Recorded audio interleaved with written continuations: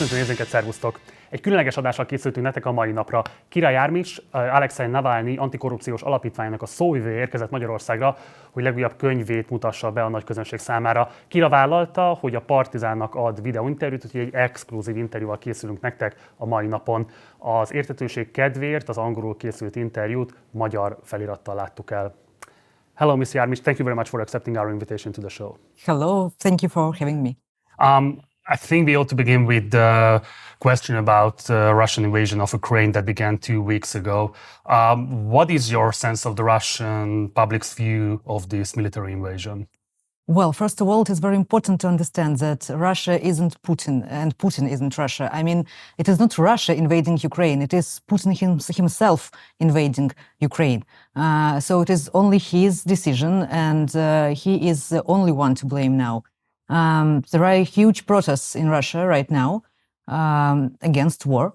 So a lot of people understand that it is horrific, and everyone actually understands it. Well, I must admit that Putin has support. I would estimate it about 30 to 40% of the population of Russia. But still, his support is vanishing day by day because, well, the economy of Russia is collapsing right now. And there are a lot of soldiers of Russia dying in Ukraine. And Russian authorities even don't acknowledge them. So, well, there will be mothers whose children won't just come back to them.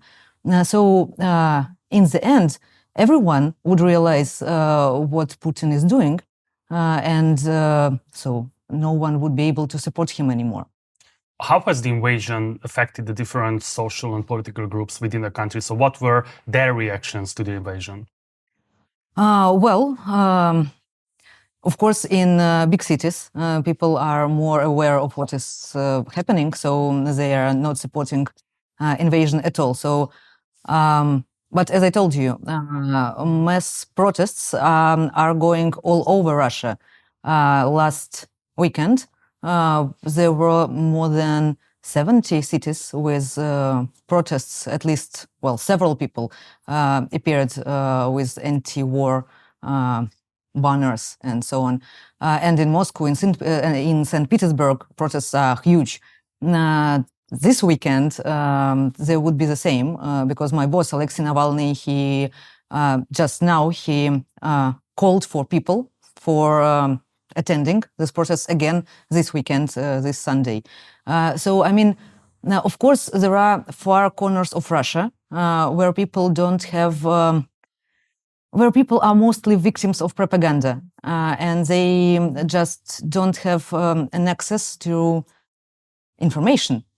So, of course, in these parts, the support of the war is still quite high. But as I told you, it is vanishing day by day because it is very difficult to not to see how the war affects the whole Russia. And I mean, everyone just now, they are going to the supermarket and they see prices that are just rising day by day. So, of course, everyone will understand, even not in these big cities where understand is well right now. We also about that there are the thousands of protesters on the streets, but they are getting arrested by Russian police. And also, as we have mentioned, we heard about Navalny's call for an action, and he urged people to protest on the street, even getting arrested to overwhelm the Russian prison system. Do you agree with this strategy? Well, it is. I can't say that it is a strategy. It is the only possible thing you can do because, well, war is terrible and you just can't tolerate it and you shouldn't. So it is not a question of your freedom anymore. It is a question of your conscience, probably. You just can't step aside and turn your face away from what is happening. Yes, during latest protests, there were more than 14,000 people arrested. And Russian authorities just last week, they adopted a new law which the person who is arrested for this anti-war protest can face up to 15 years in prison. So it is insane, but nevertheless, people are still protesting because, well, it is what we all have to do. You're not living in Russia anymore. We will talk about it later. But what is your latest information about the effect of Navalny's call for a protest? Well, as I told, we see a huge protests the previous week, and again, it was Alexei who called for these protests. So obviously, everyone still believes that this is the only way to affect Putin, to put pressure on him just to go on streets and protest, even it is very risky. So, well, I would say that Alexei's calls for protests are very well heard in Russia. Let's talk about Mr. Navalny's situation, which is closely followed by Western media outlets, especially since the 2017-2018 electoral campaigns, and especially after he got arrested in 2020. He's still in sentence right now, and I think the Hungarian audience, or most of the Hungarian audience, and especially the followers of Partizán are very aware of the situation of Navalny's. But please explain to the Hungarian audience that what is he serving this sentence for? Oh, well, this is a good question and a very difficult one, actually, because it is too complicated to explain why is he in prison right now. Well, formally, he is in prison because of violation of his probation, something like that. So when he was in a coma, obviously, he wasn't able to register in police department, and he should have to. This was like the terms of his probation. So when he got back to Russia last year in 2020s, he was arrested for not registering in this police department. And he is serving 2 years and a half right now. He is in prison, yes, and actually his conditions are much more severe than any other prisoners, or than many other prisoners in Russia have, because they created some kind of a prison inside a prison for him. He is totally self-isolated there, though he lives in a cell with 20 more people, but these people are prohibited to talk to him. So they are just keeping silence all day long, but they are obliged to follow him wherever he goes. So in total silence, they just follow him wherever he goes, and so he is completely alone there. I mean, he doesn't have anyone to talk to. He has to work there. What kind of work? He needs to saw, like saw. Okay. Well, this is a typical work actually for Russian prisons. How many hours per day? Now he's on training for this job, so he has to learn to do it for 5 hours a day. Another important question, is he safe right now, or are there still worries about his health and well-being? His health is much better than it was last year during, for example, hunger strike and after it. But still, the main important problem is that Putin once tried to kill him. And so nothing actually prevents Putin from trying again. And the only security for Alexei is public attention. So this is what we are trying to build around him. If the world is looking at Alexei and following what is happening to him, then he is safe. Because then Putin probably would be afraid to kill him. But if the focus of this attention will switch to some other things, like war, for example, Alexei will be unprotected, and anything could happen to him. So now he is on trial again. Actually, this is the second criminal case which is against him, and he has 2 more. So there will be 2 more trials in future. And during this particular trial, he's facing up to 15 more years in prison. The verdict probably would be next year or next week. They would add some years more to his current sentence. This is Putin's strategy for Alexei.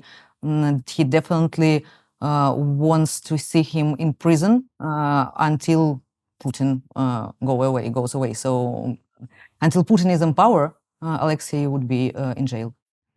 It maybe sounds like a technical question, but it's more like a strategical one. Are you able to keep in touch with him? I'm asking this because, for example, when something appears on his Twitter account, how can he, I don't know, delegate the message to you because I think it's not him who are, typing the message in the text, but how can he, deliver to you the message he wants to deliver to his public?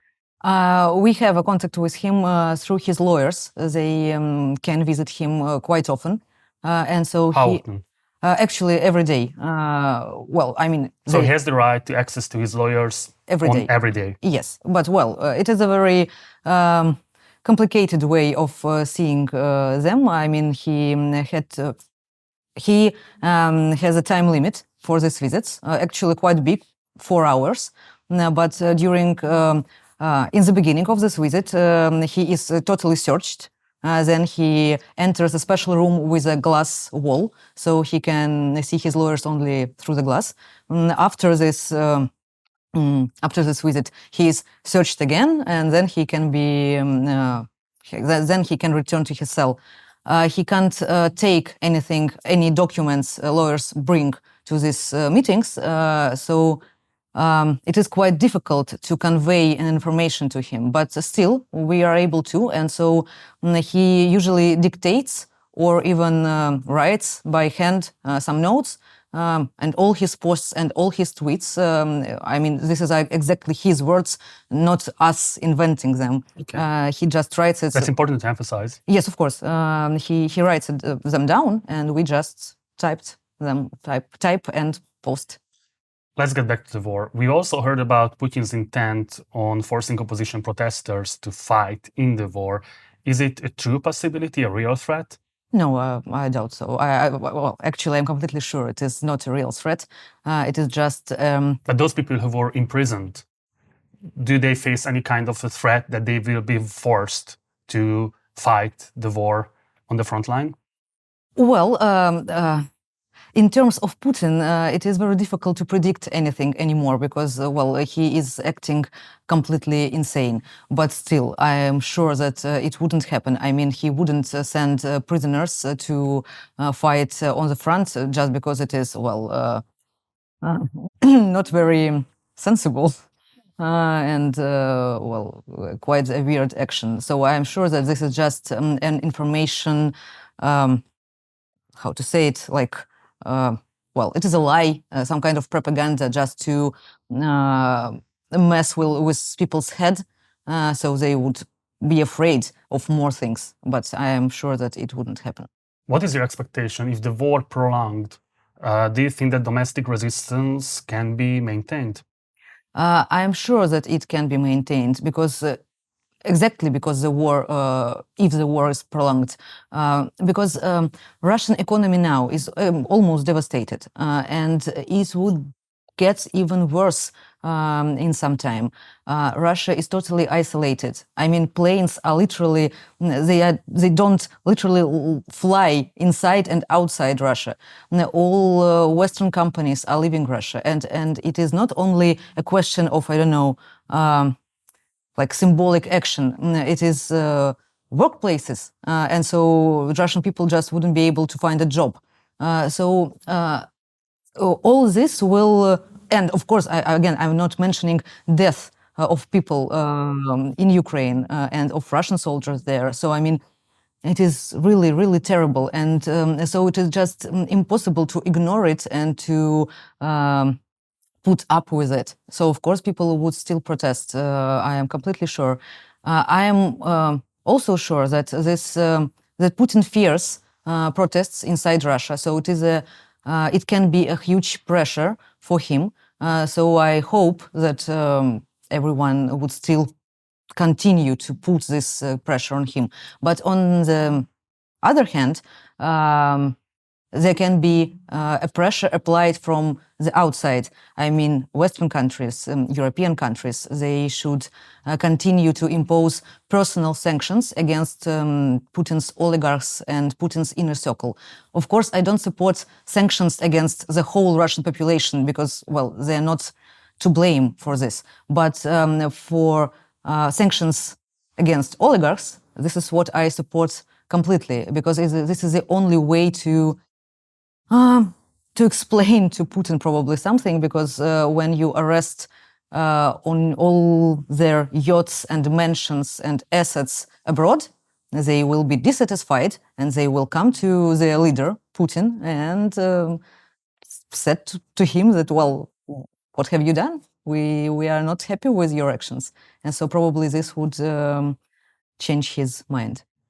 You were referring to Putin as insane, and this is a narrative which appeared in Western media since the war began, which tried to explain the war through analyzing Putin's mental state and often claiming that he lost his sense of reality and acting irrationally. Do you find these explanations meaningful? I would agree that Putin lost his sense of reality because, he's an old guy. He doesn't have an access to internet. He doesn't have. Do you know that for sure? I'm completely sure. He doesn't read anything on the internet. Anything. I mean, he doesn't know how to use it. Okay. There was several months ago. There was a meeting with Putin and some kind of children. And one child asked Putin to follow his YouTube channel. And Putin asked him several times again and again because he didn't understand what does it mean to follow someone's YouTube channel. So he's completely, he's not very up-to-date. He doesn't know how to use it. He doesn't have cell phone. And he's very afraid of COVID and of betrayal. So he put himself in self-isolation for, for probably almost 2 years now. And so the only information he gets is some kind of red folder with, military reports right now. And of course, this information inside this folder is totally fabricated because everyone is afraid to tell Putin the truth, that that his army is incapable of fighting, that everything is collapsing right now. So I guess that Putin's reality is quite different from ours.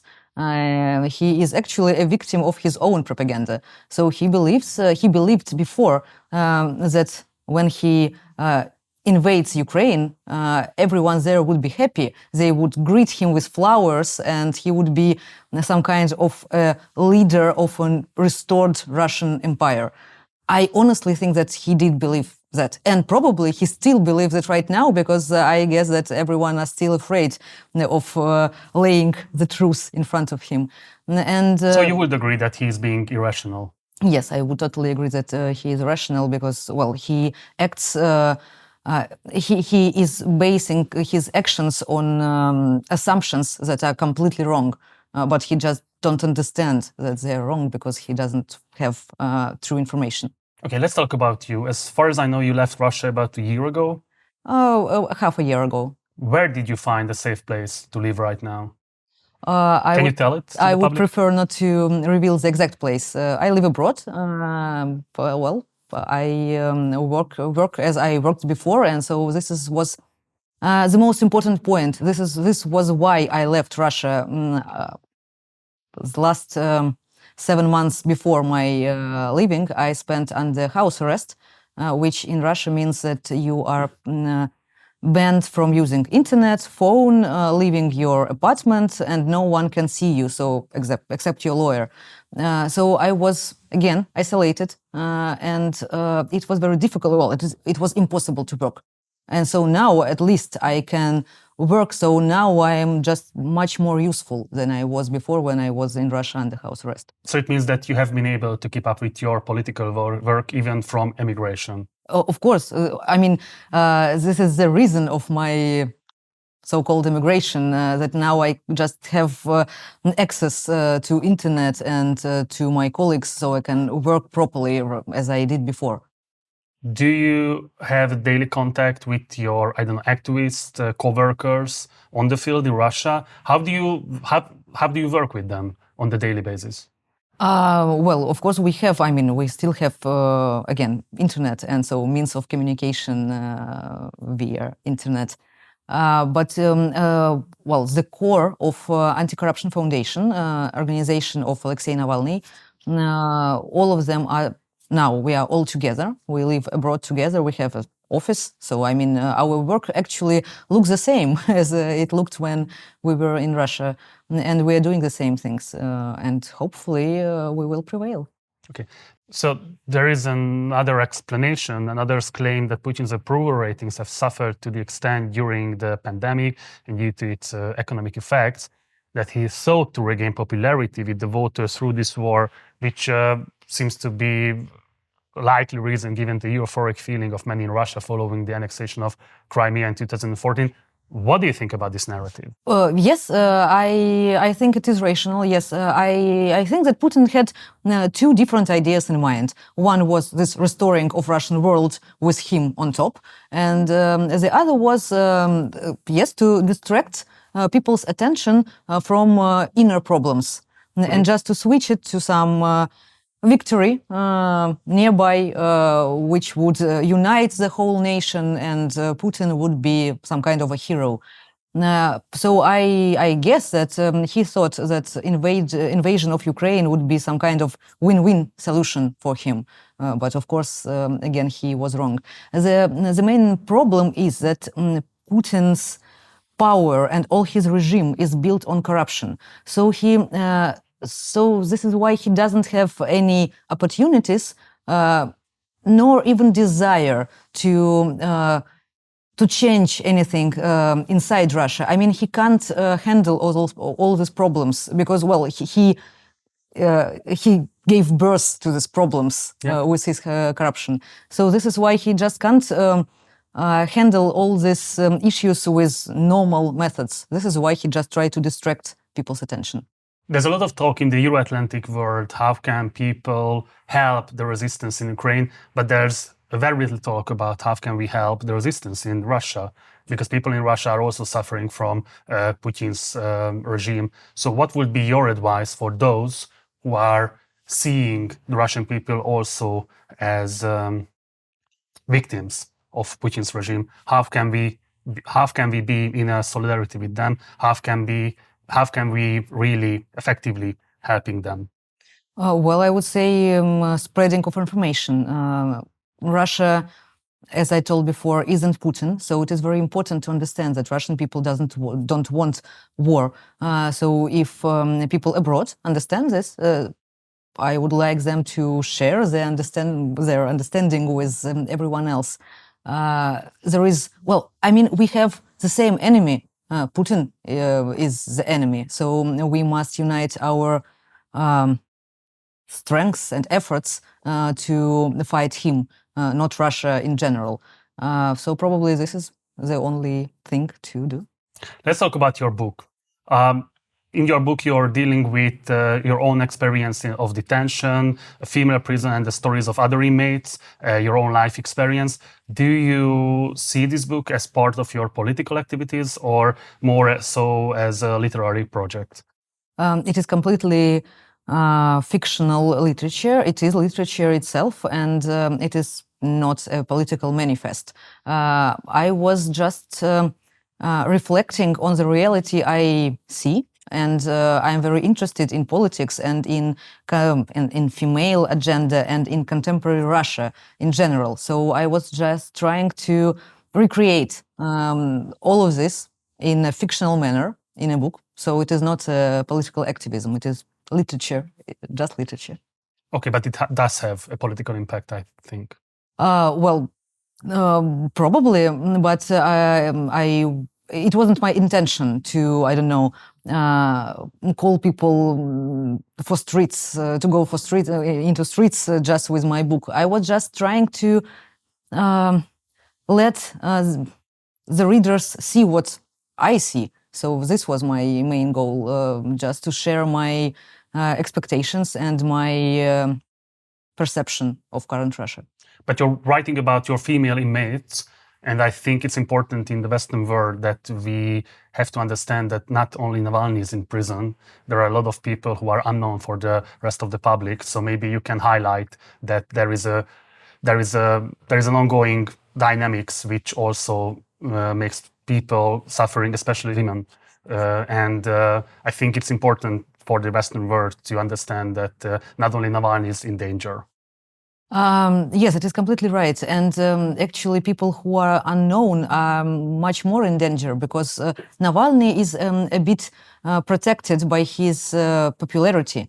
As I told before, it is very important to keep an eye on him public, for the whole world, because it means that nothing bad would happen to him.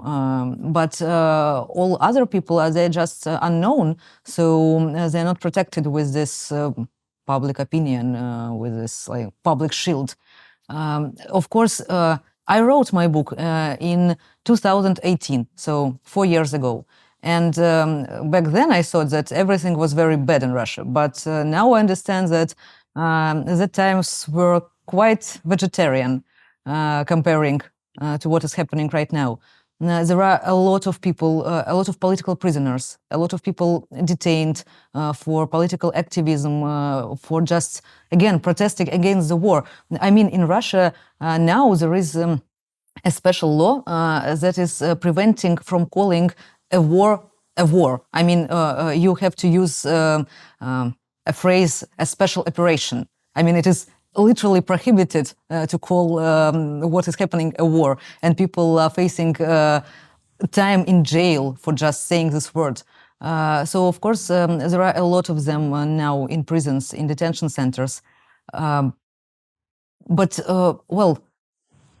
again, my book is based, the plot is based in a detention center. So in some kind of way, it is a metaphor of current Russia, because there are a lot of different people right now sitting in these cells. They might be completely, they're not similar to each other. I mean, they're from different social circles, they have different education and so on. But still, there are more and more of them, and there are more political prisoners right now, so it is very important to follow them as well. As I mentioned before, you are the spokesperson of Alexei Navalny's Anti-Corruption Foundation, and he is the leading figure of fighting against corruption in Russia. So I would like to ask you a question which is very interesting in the eastern part of Europe. There were a lot of political movements, political figures in opposition, which got success through anti-corruption claims, demands, and so on. But when they got in power, they had very hard times to maintain their success, their popularity, and also to keep in power themselves. So do you think anti-corruption is wide enough as a political demand to really, make a political platform an alternative in power, or especially in the context of the war, you have to widen your political demands? I am positive that corruption is the main problem in Russia and probably globally, because corruption, it just erases everything. So, I mean, like now, Putin thought that he would conquer Ukraine in 2 days, but his army suffers from corruption as well. So, I mean, it is in ruins only because of corruption. And all parts of Russian life right now are affected by corruption. So the corruption is the main problem and the main target we should fight with. In general, in Russia now, if someone new will come in power, the main things he or she has to do is to, apply the changing of this power. So president should have not more than 2 terms, not more than 4 years each. So when you know that your presidency has some kind of an end, it is very, you would behave completely differently, not as Putin, who, he would like himself to be a leader for an eternity. And so this is why he's not afraid of anything. And on the other hand, there are no independent courts in Russia. Again, if you are a president and you know that there are some, all the judges are independent and they can prosecute you, then you would be afraid to behave badly. Again, in Russia now, there are no independent courts. There is no freedom of speech.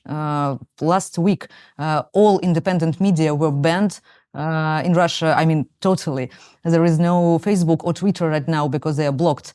So the one who will become a president later should let media to be freed, should have independent courts, should have limited for his own power. And so this would be the new Russia. Okay, another aspect. There are a lot of debates in Hungary about whether anti-corruption as a political platform resonates with the majority of the people, or it is only, an issue for urban people in the country. So what do you think? Does the anti-corruption message resonate with the majority of the Russian people? I am completely sure that it does. Some people don't like Alexei Navalny, I mean, in Russia, only because of propaganda, because propaganda tries a lot to create some evil image of him. But still, when we're talking about corruption, I mean, even in small village somewhere in far corner of Siberia, everyone would be very supportive to this idea to fight the corruption because everyone suffers from it. This is the problem. When you have a corrupt leader, this corruption just goes down everywhere. So, I mean, it is impossible to put your relative in a hospital in Russia without bribing doctors. Or a policeman can stop you on the road for, I don't know, high speed, and you will have to bribe him just for him to let you go. So it is just a way of thinking, but it is not like Russian people they have this special set of mindset. It is propaganda again. It is Putin. He sets an example by himself that corruption is normal. It's okay. Everyone steals here, so it is okay to steal wherever you are. Yeah, that's a common argument in Hungary as well. But it is not true. And if the person on top isn't stealing, and if he isn't corrupt, then the whole nation will be immediately. Will recover immediately from these ideas that corruption is something normal. I'm not questioning your dedication to the issue. I'm just wondering, so do you really think that this goal can motivate those people who are extremely disillusionized of politics? I am sure that, everyone faced bribes in their life and they don't like it. So, of course, they would prefer that everything, all institutions would work normally without corruption. They just don't believe that there is a way to live without it. But if you show them, everyone would support you. Okay, and the last question, which is a bit a historical one, but you are highlighting mainly Putin's and his oligarchs' responsibility in making the country a very bad place for the Russian people. But what do you think about the responsibility of Western politicians and Western think tanks of the 90s, which were advising the Russian elite how to privatize and how to implement market capitalism in a very rush way, in a very quick way, and which also made a lot of people unemployed and caused a lot of problems in your own society. So do you see this historical period having any lasting impact on the Russian society? What I see as an impact from the world is that they were totally ignorant for Putin and his inner circle, his oligarchs, his corrupt officials, stashing their money abroad. So, for more than 20 years, Europe and Western world welcomed this corrupt money and didn't nothing with it. And so now, we see what we see. We see a huge, hostile, corrupt country. Not country, but one man on top of it, who is acting recklessly. And during the last several months, he was just blackmailing Western leaders, demanding them to talk to him, to meet him, and so on. And Western leaders were falling for that. I don't know why, because it is obvious, as for me, it is obvious that Putin doesn't have any red lines he wouldn't cross. It is not reasonable to negotiate with him because he doesn't understand the language of negotiations.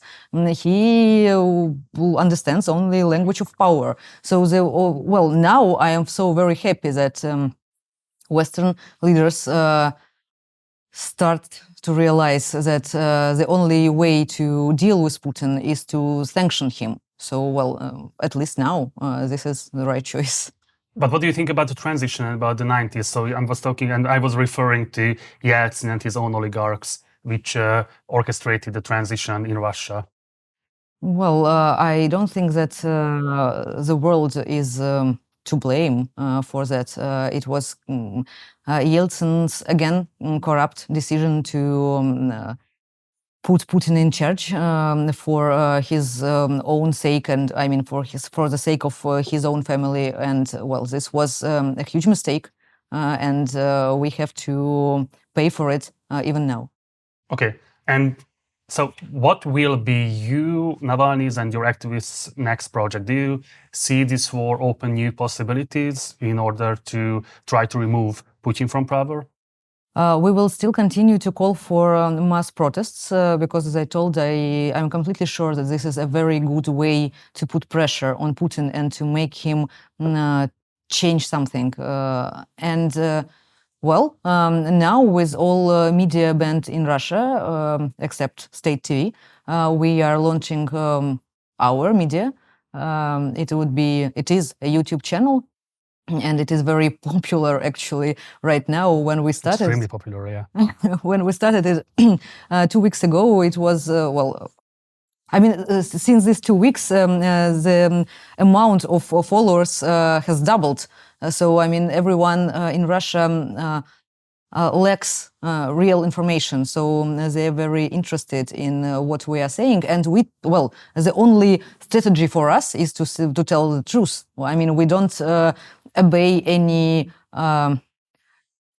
stupid Russian laws. We just say how we see it. Of course, we call a war, and so we just try to convey information as much as we could. So this is our current major program, but we still continue our investigations, and probably now with all this global attention, we hope that all these investigations would have much more impact on Putin's and his friends. What would be your message to the Hungarian people, to the Hungarian society, which is facing a national election on the 3rd of April? Well, I would advise them to look at Russia and try not to replicate the same steps. So if you feel that government doesn't work well, then probably you obviously have to unite and try to find a way to defeat it. It is corruption and lack of information are the main enemies, and so everyone should fight them, and Hungary as well. Király Jármis, thank you very much for coming to the studio. Thank you for this opportunity. Thank you. Ez volt a beszélgetésem Király Jármissal, Alekszej Navalnij antikorrupciós alapítványának szóvivőjével. Mindenképpen iratkozzatok fel a csatornára, ha még nem tettétek volna meg, illetve a lehetőségeidben akkor kérlek, hogy fizessetek elő a Partizánra a Patreon oldalunkon keresztül, ehhez a linket megtaláljátok a leírásban. Munkatársaim nevében köszönöm szépen a figyelmeteket, hamarosan találkozunk, addig is, ciao.